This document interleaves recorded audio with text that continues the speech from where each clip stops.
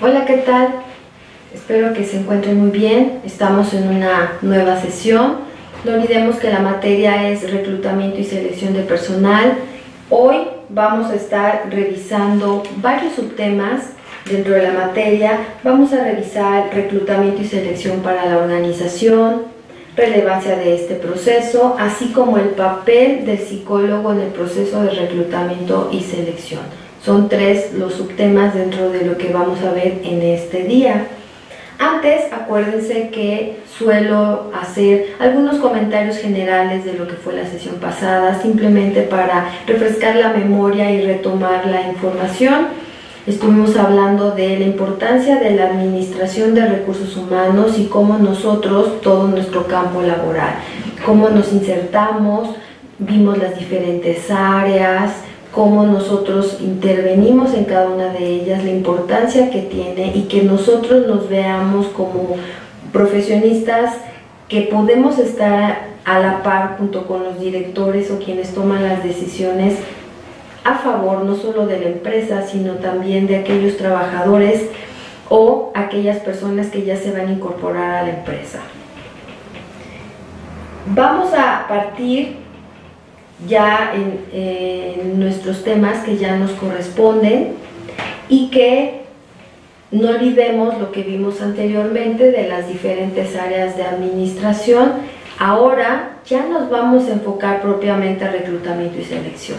Recuerden que en la sesión pasada mencionamos como 10 áreas, dentro de ellas reclutamiento y selección. Ahora ya nos vamos siendo más específicos con respecto al tema y vamos a revisar, por ejemplo, cómo es el proceso de reclutamiento y selección, y que dentro de este proceso puede variar entre empresas. No quiere decir que uno esté bien, que la otra está mal, va a ser diferente para cada organización y que va a depender de varios factores.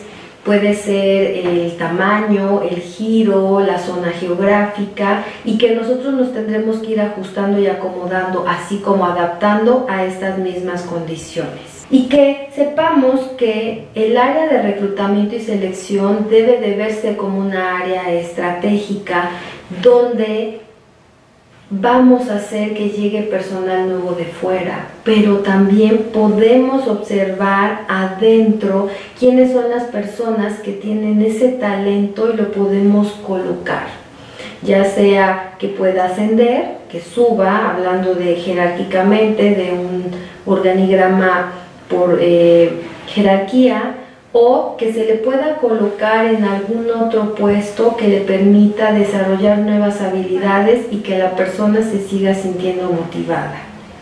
Así, dando esta introducción al tema de reclutamiento y selección, vamos a empezar con la definición de lo que es reclutamiento. Retomo a Mondi. Mondi nos dice que el reclutamiento es un proceso de atraer a individuos, a personas en el momento oportuno, en cantidades suficientes y con las cualidades apropiadas, de manera que presenten su solicitud para ocupar los puestos disponibles en una organización. Así que el proceso de reclutamiento va a implicar cómo vamos a estar atrayendo a las personas con diferentes propuestas, publicando en algunas páginas electrónicas, publicando en algunas universidades, conocidos, en redes sociales. Tenemos que buscar las diferentes estrategias para hacerles saber a las personas que tenemos un lugar y que ellos lo pueden ocupar. También dentro del reclutamiento se vale cuando tenemos acceso a algunas bases de datos, puede ser a nivel gobierno, como en municipios, o puede ser en las universidades, donde colocamos el perfil básico y ya nos llega esa base de datos o currículum de los alumnos o egresados, y que eso puede facilitar también que algunos estudiantes puedan incorporarse haciendo prácticas o servicios si es que nosotros necesitamos o tenemos esa vacante. Debemos darnos cuenta que el tiempo es oro y siempre lo han sabido, y nosotros tenemos que apurarnos a conseguir el talento lo más rápido posible, que tenemos políticas, cada empresa maneja políticas de acuerdo al nivel del puesto, y que si es un puesto operativo a lo mejor existe la política que en una semana se debe de cubrir, pero también podrá haber la política de un gerente que en 2 meses como máximo debe estar cubierto. Y a lo mejor ustedes se preguntan, ¿cuál es la diferencia? ¿Quién pone los tiempos? Dependerá de la empresa, dependerá la experiencia que ya se tiene con respecto a cuánto tiempo tardamos en conseguir el talento. No es lo mismo conseguir a alguien a lo mejor que tenga secundaria o preparatoria a alguien que tenga un doctorado en algún tema en particular. Entre más especializado sea la persona, a veces se dificulta. Pero tampoco minimicemos los puestos operativos. Como dije en la sesión pasada, habrá puestos que por 100 o 200 pesos se vayan a la empresa de al lado y nos quedamos sin ese recurso humano. Como les decía sobre el proceso de reclutamiento, vamos a ver ahora la definición de lo que es selección y les mostraré unos diagramas que realicé yo para que vayan visualizando cómo se va dando este proceso. Mondi es el mismo autor que retomo para esta definición de lo que es selección, la selección de personal. Y la selección nos dice, es un proceso de elegir a partir de un grupo de solicitantes de empleo a un individuo, el que es el más apto, para un puesto en particular y para la organización. Aquí nosotros en el proceso de selección, ya que revisamos y que estuvimos colocando en varios lados las vacantes y les hacemos acudir a la empresa, revisamos sus competencias laborales, decidimos quién es el que puede cubrir mejor la vacante y es como hacemos ya la contratación. Es un proceso, habrá uno que sea de una semana, habrá otro que sea un mes o 2, va a depender de los estilos y qué tantos requisitos se soliciten para el puesto. Primero vamos a partir con este diagrama del proceso de reclutamiento.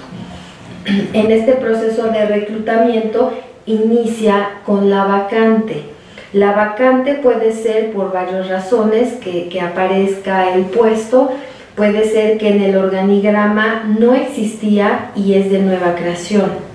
O puede ser que ha crecido tanta la demanda y se está solicitando un vendedor más y que antes había 15 y ahora se necesita el 16.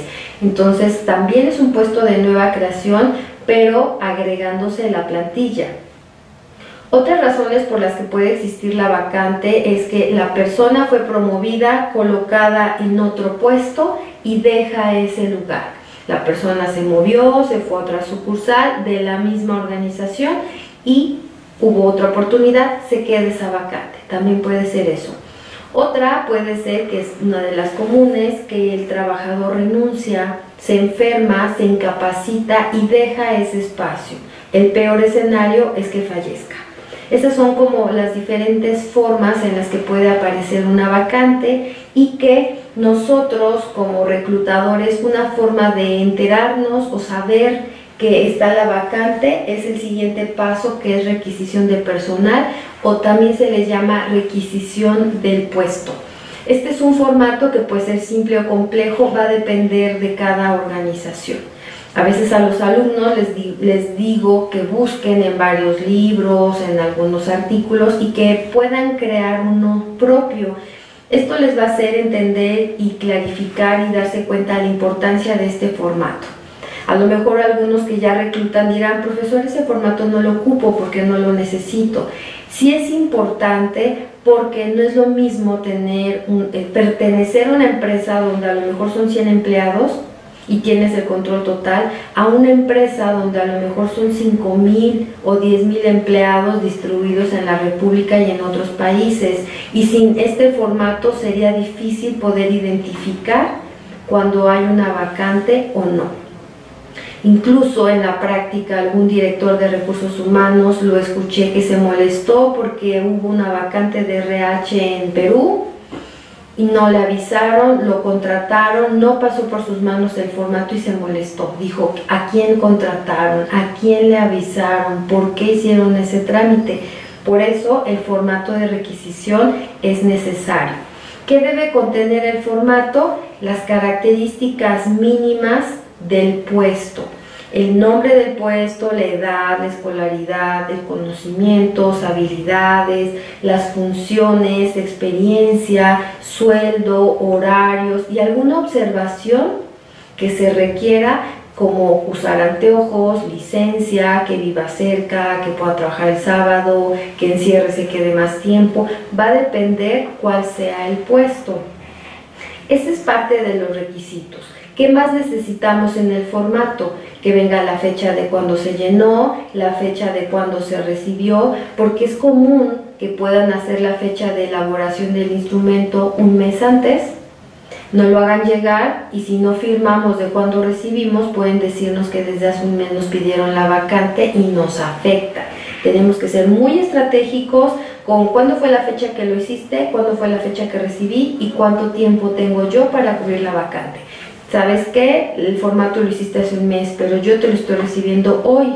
Así que partimos de hoy. ¿Y qué dice la política? Que en 15 días. Tengo 15 días para buscarte y entregarte. No nos vamos a quedar con el límite de 15 días, siempre buscaremos entregarlo en menos tiempo. Recursos Humanos siempre maneja indicadores y dentro de los indicadores en reclutamiento y selección son los tiempos de cobertura de las vacantes. Por eso debemos de ser rápidos al hacer la búsqueda. En el formato también debe de haber firmas de quién está autorizando. ¿Por qué? Puede ser un puesto de nueva creación, como les dije, del vendedor 16, o puede ser el formato que no existía el puesto y lo crearon. ¿Y qué tal que no hay el presupuesto para el sueldo? Y nosotros empezamos a buscar, ya tenemos al candidato. ¿Y qué sucede? No hay el presupuesto, nos metemos en problemas. Por eso debemos de saber quiénes son las personas que sus firmas valen y que por verlas ya está autorizado y no decimos nada. Cuidado con las firmas, cuidado con las fechas. Después de este formato, un paréntesis, por eso puse la flechita hacia abajo. Esta parte que les coloco de perfil de puesto, descripción de puesto y análisis de puesto. En la práctica, si ustedes revisan cualquier libro de reclutamiento y selección, no aparece dentro del procedimiento de reclutamiento. ¿Por qué? Se da por hecho que estos formatos los revisamos. Yo lo coloco aquí para recordar y decirles que cuando nos entregan el formato de requisición, debemos de revisar y comparar con estos formatos, perfil, descripción y análisis, porque puede ser que en la requisición nos pongan un sueldo de 15,000 y en el perfil de puesto diga 10,000. Hay una diferencia de 5,000 pesos, entonces también sale de presupuesto. Si haya una diferencia de más, menos, tenemos que notificarlo, o de la carrera o de conocimientos, que nos pidieron un año de experiencia y en el perfil dice 10, no hay congruencia. Debe de ser igual para evitar confusiones, porque eso más adelante nos genera conflictos con el que va a ingresar, con el que nos está solicitando la vacante, y lo que menos queremos es enemistarnos con los clientes internos.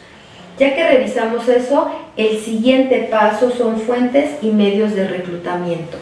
Fuentes y medios son todos aquellos lugares donde vamos a publicar las vacantes. Como les decía hace un momento, puede ser desde adentro con el pizarrón, puede ser con el sindicato, con conocidos, con redes sociales, o puede ser también que se contraten algunas páginas electrónicas especializadas con costo que nos permita rápidamente encontrar a los candidatos.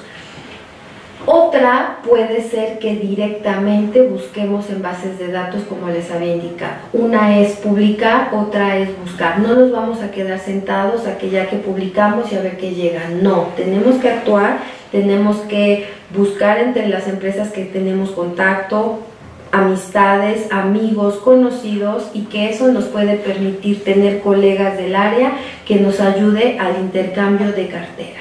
El intercambio de cartera puede ser virtual o puede ser presencial. Es el apoyo entre empresas, puede ser del mismo giro o de la zona geográfica, donde nos compartimos currículums, tips e información para ahorrar dinero y tiempo, y con eso tener nuestras vacantes en tiempo y forma. Esta es la primera parte de lo que implica en términos generales de lo que es un proceso de reclutamiento en una organización. Ahora, Este diagrama que les muestro es de acuerdo a mi experiencia, cuáles son los pasos que se van haciendo conforme al proceso de selección. Como les dije al inicio, puede ser que alguno de estos pasos se omitan en alguna empresa, pero no quiere decir que ellas estén mal. Puede ser que no está dentro de su presupuesto, que no lo requieren, que son 10 empleados, no se necesita, o a lo mejor tienen falta de conocimiento y no lo hacen porque no es necesario, porque los que ingresan les ha funcionado así. Ahora, dentro del desarrollo de lo que es el proceso de selección, vamos a partir primero de lo que es la entrevista. En la entrevista, por supuesto que está enfocado hacia el área organizacional y el tiempo puede variar. Regularmente los libros dicen que debe de haber mínimo 2, donde una sea inicial y la otra profunda. En la práctica a veces no nos podemos dar el lujo de hacer una entrevista inicial. ¿Qué hago yo? Reviso currículum, que es súper importante, hay reclutadores que no lo hacen, debemos de ser expertos en haber revisado el perfil y si hay algo que no entendemos del perfil, preguntamos o investigamos. Ya que aclaramos perfectamente algunos tecnicismos, porque hay puestos muy especializados, vemos el currículum. Ya que comparamos, podemos hacer una revisión y un análisis y a lo mejor no aparece si está titulado, no está muy específico dónde vive, algún conocimiento no está claro. Y entonces, ¿qué hacemos? Podemos llamarle, podemos mandarle un correo y así nos estamos ahorrando aquellas pequeñas dudas que tenemos para saber si lo llamamos o no. Para mí eso sería hacer un ajuste, hacer una revisión de datos y evitamos que acuda a la empresa a la entrevista. A veces la persona está trabajando y no le es posible estar saliendo tanto de su empleo. Cuando nosotros nos aseguramos y nos respondió a las dudas que tenemos y vemos que sí empata con el perfil de la empresa, es cuando lo llamamos y se da la entrevista, que es este primer paso, una entrevista a profundidad. Va a depender el nivel del puesto para entrevistarlo 20 minutos, media hora, 45, una hora o hasta hora y media. O dividirla en 2 o 3 sesiones. Va a depender qué tanto nosotros querramos analizar y tampoco se vale cansar a la persona. Después de la entrevista, nosotros hacemos un reporte, revisamos detalles y pasamos a 2 partes. Va a depender el estilo de la organización. Pueden decirnos, las pruebas ya están online, Mayra, en cuanto a la entrevista, cubre el perfil, se lo mandas vía correo electrónico y le notificas. Y por otro lado están las evaluaciones técnicas.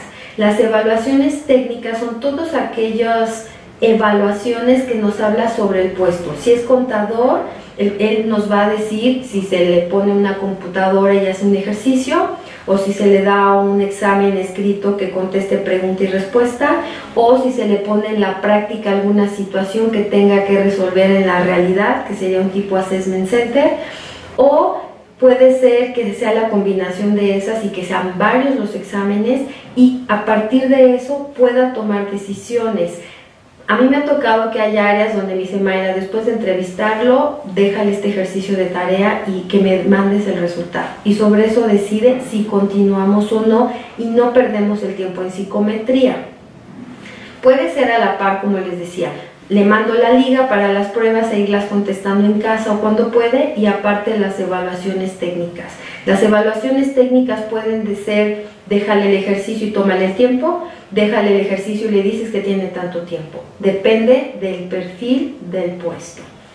Y en estos puede cambiarse, puede ser primero psicometría, luego evaluación técnica o al revés, o al mismo tiempo se hacen las dos cosas. Después de ahí se entiende que si la persona va cubriendo el perfil, no tanto que si pasa o no pasa, si va cubriendo el perfil que se amolda a lo que busca la empresa, pasamos a un siguiente paso que son referencias laborales. Hay ocasiones que en la práctica lo haces al mismo tiempo. Lo entrevisto, pido las referencias, ya le estoy mandando la liga cuando se va, el jefe puede llamarlo para la evaluación técnica o se lo mando por correo o lo está haciendo ahí al lado mío y al mismo tiempo estoy llamando para pedir las referencias, porque acuérdense que tenemos tiempo. Cuando pedimos las referencias, regularmente cuando llamamos nos mandan un correo. Acuérdense que tenemos que cuidar los datos de las personas, ya hay una ley, si nosotros la violamos está el IFAI, nos pueden demandar, y por eso cuando vamos a entrevistar a una persona le entregamos la hoja elaborada y revisada por un abogado donde ponga ahí aviso de privacidad, donde acepta que se pueda revisar sus datos y que si no se queda en el puesto, que pueda irse al grupo para que pueda tener en otra oportunidad de trabajo. Y cuando estamos en la parte de las referencias, un 99.99 de las empresas nos van a decir: no te puedo dar las referencias por teléfono, te doy este correo y me lo envías. Nosotros, como tampoco tenemos mucho tiempo, tenemos que hacer un formato sencillo, claro y preciso que haga que en menos de 5 minutos el reclutador nos dé la respuesta. ¿Qué debe de venir? Si la persona trabajó ahí, con el nombre completo, si el puesto, nombre de la persona, nombre del puesto, el periodo en el que estuvo y el motivo por el que salió y si lo recomendaría. Estos 5 puntos son los mínimos que se le mandaría al DRH y se buscaría al jefe directo. Hay que tener cuidado porque las personas pueden dar información falsa. Una vez recibí una carta donde era para un puesto de un gerente de cuentas por pagar. Estaba membretada, estaba firmada por el jefe directo. Yo siempre llamo a recursos humanos. Eso no lo sabía la chica que fue a la entrevista. Llamo por teléfono, pregunto por recursos humanos, me contactan o me comunican con la encargada, le digo: esta persona estuvo con ustedes, eso me está reportando en la carta, este puesto y su jefe fue tal. Me dijo: esa carta es falsa, yo no la emití, no la emitió nadie de RH, no estuvo en ese puesto, era auxiliar y la que firmó es su amiga. Dice: no es la primera vez que llaman, vamos a proceder legalmente. Entonces hay que tener cuidado, aun y cuando nos ponga ahí quien firma, hay que buscar quien sea, hablar a recursos humanos y hablar al jefe directo. El jefe directo es el que nos va a decir perfectamente su desempeño. A veces el DRH ya no está, o a veces el jefe ya no está, que renunció, lo cambiaron, lo transfirieron, o ya cambiaron la base de datos, ya es otro software de nóminas. A veces pasan esas cosas, pero nosotros tenemos que asegurarnos con las referencias que efectivamente la persona es viable. Y también tengan cuidado, hay personas que dan todo un listado en su currículum de referencias y no localizas a ninguna. Así me pasó con un chofer ejecutivo que me parecía experto, me parecía excelente, y al momento de pedir referencias fuera de servicio no contestaban, nada. En las 4 referencias nada. ¿Qué hice? Le llamé al candidato: oye, te aviso, habla a tus 4 referencias, nadie me contestó, entonces te estoy notificando de lo que ocurre, de no darme tú más información, aquí termina el proceso de reclutamiento y selección. Quedas descartado para la vacante porque si no hay quien te pueda recomendar, es como si no hubieras trabajado nunca. Solo se quedó callado, no dio indicios de déjeme buscar, déjeme ir a la empresa, algo pasa, ocurre, lo cual me hace pensar que era mentira. Colgué y puse descartado por referencias laborales. No se pudo contactar a nada de sus referencias. Entonces, vean cómo mientras una mintió, él seguramente mintió también, no pude contactar a nadie. Habrá también casos donde pidamos referencias y resulte que fue acosada sexualmente, porque también puede pasar. ¿Sabe qué? En este yo pregunto, ¿puedo pedir referencias tuyas? Sí, pero en este me acosaba. ¿Está bien? Llamo por teléfono con la idea de que el jefe va a hablar mal de ella. A veces ocurre, pero si en sus 4 referencias anteriores hablaron perfecto, entiendo que la quiere pues afectar. Entonces, si en sus otros trabajos hablan excelente y ahí no, pues ignoro eso porque sé qué pasó, con la confianza de que la persona me está diciendo qué fue lo que ocurrió y que no fácilmente alguien te lo comparte, pero pensando en que a lo mejor iban a hablar mal de él o de ella, no lo hacen saber. Pero ¿qué pasa si nos dicen que en ese trabajo no van a hablar bien por eso y hablamos a los otros 4 igual? Pues entendemos que la persona tiene un problema y también queda descartado. Todo eso en referencias tenemos que revisarlo, y en ese momento en las referencias, con todo lo anterior, estamos en la posibilidad de poder decidir Sí, dentro de los diferentes candidatos se los enviamos al jefe directo o del área, que sería el siguiente paso. Cuando pasamos con el jefe de área o directo, estamos con la posibilidad de pasarle una terna, al menos 3, y que de esos 3 él diga, ok, el que yo entreviste y tenga más empatía, me sienta mejor, con ese me quedo. En la práctica yo solía mejor buscar hasta 5, porque en puestos gerenciales a veces en el proceso se te van, porque como son algunos muy inteligentes, muy competentes, te los quitan, se los llevan. Y a veces de tener 5 me quedaba con 2 en esa parte del proceso. Entonces mi sugerencia es que tengan más de 3. Después de ahí, el jefe te dice, quiero a este. De esa persona que se selecciona, el siguiente paso es examen médico y estudio socioeconómico. De preferencia que sea el estudio socioeconómico primero. ¿Por qué están hasta el final estos dos? Porque normalmente son servicios externos, tienen un costo, es por outsourcing, y la empresa no va a estar haciendo el estudio socioeconómico a 10 cuando se le puede hacer a 1 o a 2. En algunas realidades de empresas puede ser que esta parte las omitan porque es una empresa pequeña y que solamente haya entrevista de RH, entrevista del jefe, evaluación técnica y ya, y que yo pida referencias en 4 pasos. O la entrevista yo, la entrevista el jefe y referencias, ya. Porque a lo mejor y la misma carrera de donde estudió ya lo respalda, a veces sucede. Y cuando ya se revisó el estudio socioeconómico y el examen y no hay ningún problema, inicia la parte ya del contrato y el proceso de ingresar a la persona. El estudio socioeconómico es visita a domicilio, se le avisa a la persona que se va a acudir una persona, se le explica de qué empresa, que si no muestra su identificación no lo deje pasar por temas de seguridad, y que tenga todo un listado de documentos que nosotros también les damos, que lo tenga él en original y copia, y que perfectamente tenga claro su original y copia para que no se vaya a llevar a alguien su original. Que revisen los papeles, que le van a pedir teléfonos y todo de referencias igual que yo, que le van a tomar una foto adentro, una foto afuera, que él es quien tiene que responder y que además él tiene que estar, porque una vez un candidato me dijo, no voy a estar, ¿me puedo atender mi esposa? No, señor, usted tiene que estar.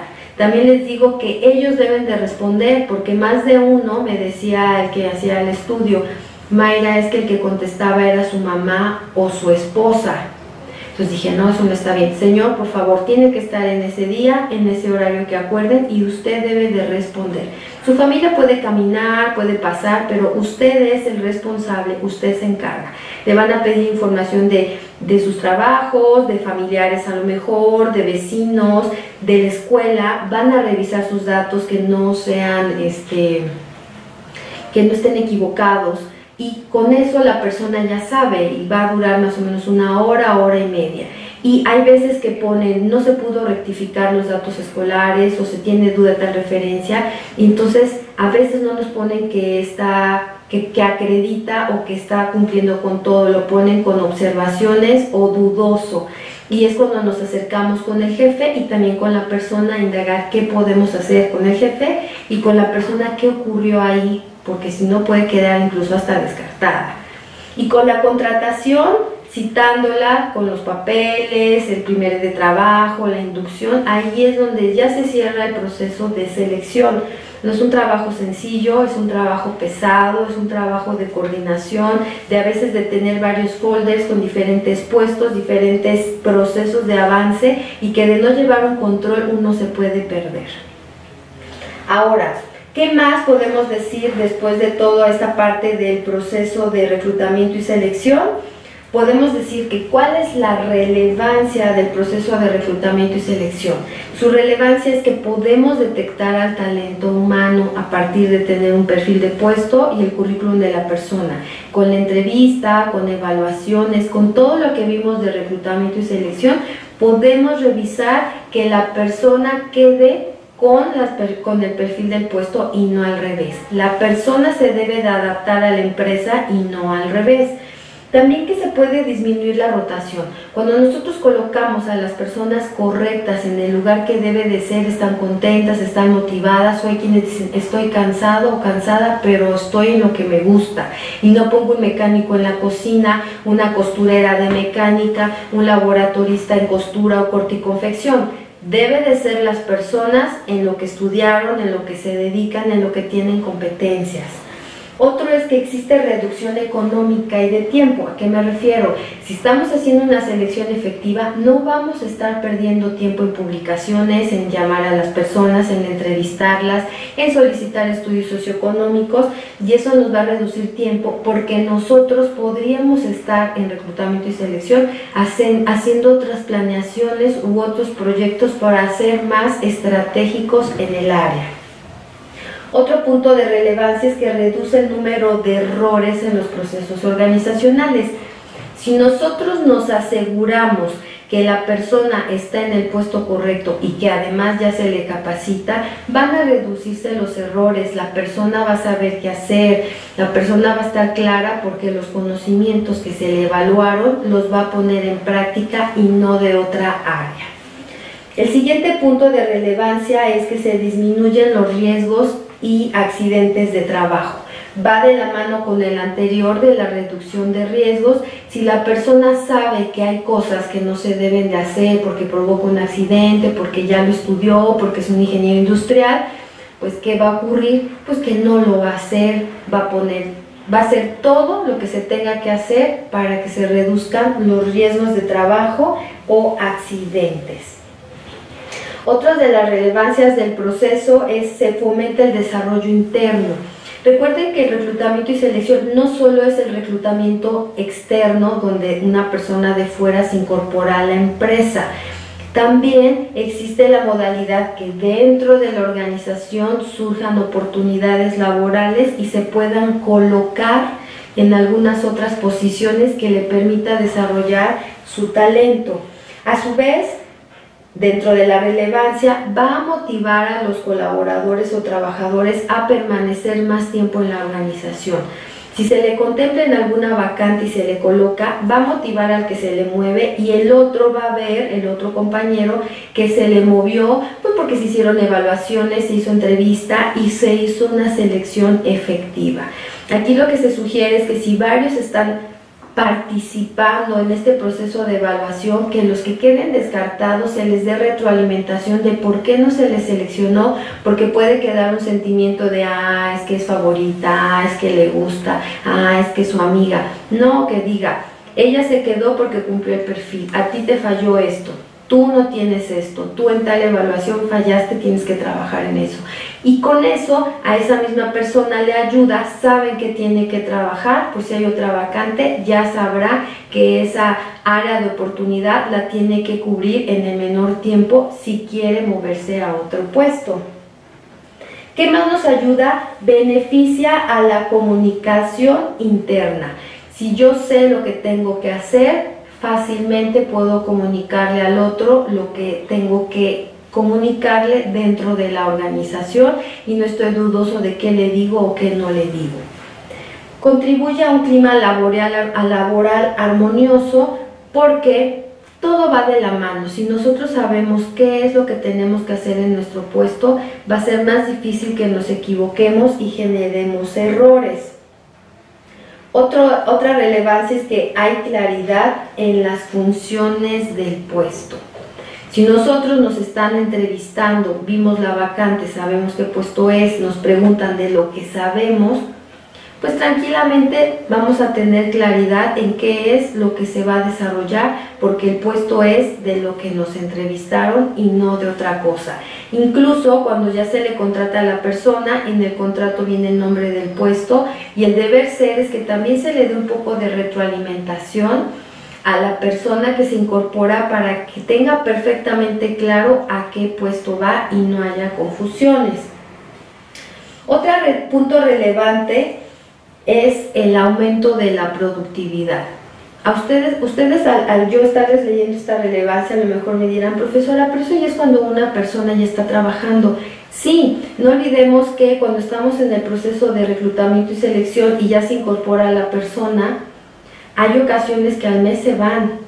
Nosotros tenemos que asegurarnos que las personas se queden de acuerdo a lo que fue seleccionado.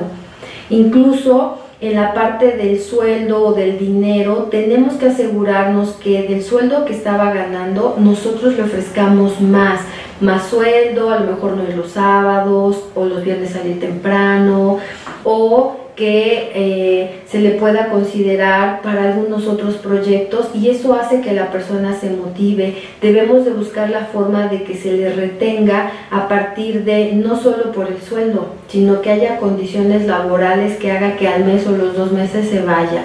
Incluso yo hago compromisos psicológicos o compromisos morales. Cuando yo sé que ganan menos y que ahora van a ganar más, ya sea que trabajaban o no y son contratados, les digo cuando están en el momento de firmar el contrato: te recuerdo que no te puedes ir al menos en un año. Como es la parte económica mejor y las condiciones son mejores a las que estaba en el trabajo anterior, hago ese compromiso moral, me ha funcionado y sé que al menos en la empresa cuando estuve ese tiempo, en ese año no se iban. Y con eso garantizaba que disminuía la rotación de personal. Esas personas, con el paso del tiempo, yo salgo de la empresa, sigo en contacto con algunas, todavía siguieron 2, 3 años más en esa empresa, y luego les digo: ¿cómo estás? ¿Sigues en tal? No, Mayra, ya me moví, hubo otra oportunidad de trabajo, pero en el tiempo que estuve, duraron el año que habíamos acordado, y que eso es parte también de estabilidad laboral para la persona, y no que esté cada 2, 3 meses cambiando y que a las organizaciones no les agrada. Ahora, ¿cuál es el papel del psicólogo en esta parte del proceso de reclutamiento y selección? Que ese es otro de los puntos que está dentro de lo que es nuestra sesión del día de hoy. Que el psicólogo contribuya con sus propias competencias profesionales para el análisis, captación y selección de candidatos. Dentro de las competencias profesionales que el psicólogo debe tener es capacidad de análisis, facilidad de palabra, empatía, manejo de inteligencia emocional, tener como esta capacidad de visión general y que pueda tomar decisiones y saber qué persona puede encajar dentro de la organización. Por eso acuérdense que en la primera sesión de la materia estuvimos hablando de la parte de tipos de empresa, tipos de organizaciones, misión, visión, porque ya teniendo esa base sabemos hacia dónde va la empresa y podemos tener una selección más efectiva. Otro papel importante de selección es que cuenta con las habilidades en las técnicas de investigación. Nosotros como psicólogos, acuérdense que tenemos una formación científica, por lo tanto debemos de ser expertos en el manejo de la entrevista. Inclusive ustedes llevan una materia dedicada a la entrevista en psicología en diferentes enfoques. Por lo tanto, nosotros debemos de ser expertos, y que al llevar una materia solo de esto implica que debemos de irnos especializando. Dentro de las técnicas de investigación, aparte de la entrevista, les he comentado que debemos de ser también expertos en la parte de lo que es la observación y también la parte de aplicar cuestionarios. Cuestionarios, entrevistas y observaciones es lo que nos va a ayudar dentro de las técnicas de investigación, también para poder tomar decisiones. Otro papel importante dentro del proceso es que nosotros somos los expertos en seleccionar, interpretar y generar los reportes psicométricos. En la práctica ya les había comentado que nos encontramos también con el profesionista administrador. A veces en nuestros perfiles de vacantes de reclutamiento y selección ponen LAE, que es administración de empresas, o psicólogo, pero nosotros no nos tenemos que pelear con ellos. Yo tengo perfectamente claro que los administradores sí pueden hacer todo lo de que es recursos humanos, pero lo que no es la psicometría. Y nosotros podemos hacer todas las áreas de recursos humanos, menos el procesamiento de la nómina e impuestos. Eso es de ellos. Psicometría es de nosotros. Pero ¿qué sucede en la realidad? Que nos obligan a que hagamos las dos cosas. Es más fácil para nosotros aprender el proceso de nómina porque son números y nosotros llevamos estadística en la carrera. El problema es del administrador, que no tiene una formación psicológica, y entonces el perfil psicométrico, si tiene que hacer las aplicaciones manuales, no tiene el perfil del psicólogo y puede dar un resultado equivocado, y el único afectado será la persona. ¿Qué es lo que están haciendo las empresas? Están utilizando las pruebas online, lo cual sí puede ser una ventaja, y estas pruebas online solamente es en psicometría. Recuerden que las pruebas proyectivas son con dibujos, jamás podrán ser vía online, y si lo hicieran, y al escanear pierde el efecto y el sentido de la prueba proyectiva. Por lo tanto, en las pruebas psicométricas ya se están manejando por competencias, y esa es la ventaja, porque cuando ponemos qué competencias necesitamos para el puesto, inmediatamente la computadora nos formula y nos da el listado de pruebas que nos va a medir esas competencias, y no nos va a estar diciendo si tiene dependencia materna, si tiene carencia de afecto.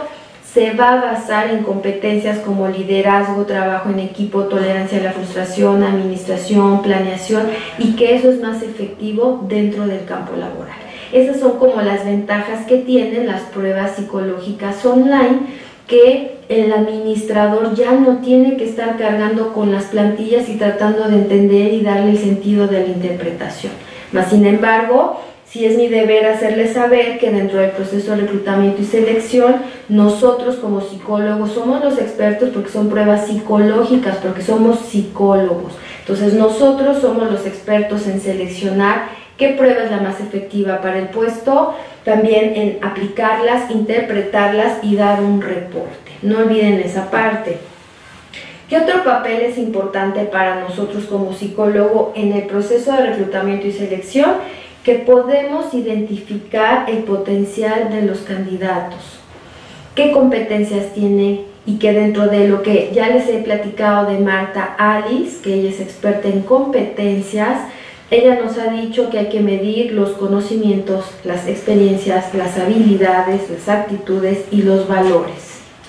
Y ya se están haciendo selección por competencias, selección por valores, selección por objetivos, y que cada vez nos estamos haciendo más especializados en darnos cuenta quién es el personal más efectivo para la empresa. La pregunta aquí sería, ¿por qué es importante el proceso de reclutamiento y selección en la empresa?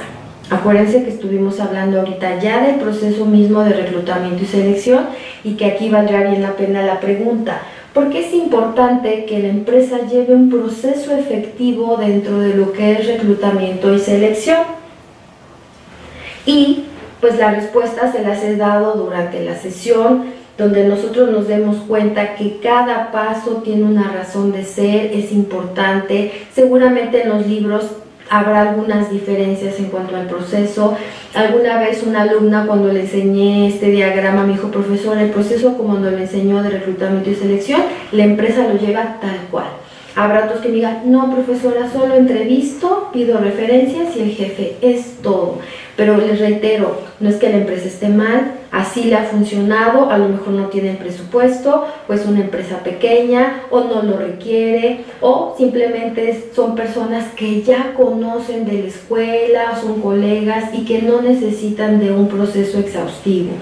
Incluso yo, cuando he ido a buscar empleo en el área de recursos humanos, me aplican algunas pruebas que yo ya me sé de memoria. O una psicóloga me dijo: Mayra, en tu expediente no vamos a poner pruebas, pues eres psicóloga.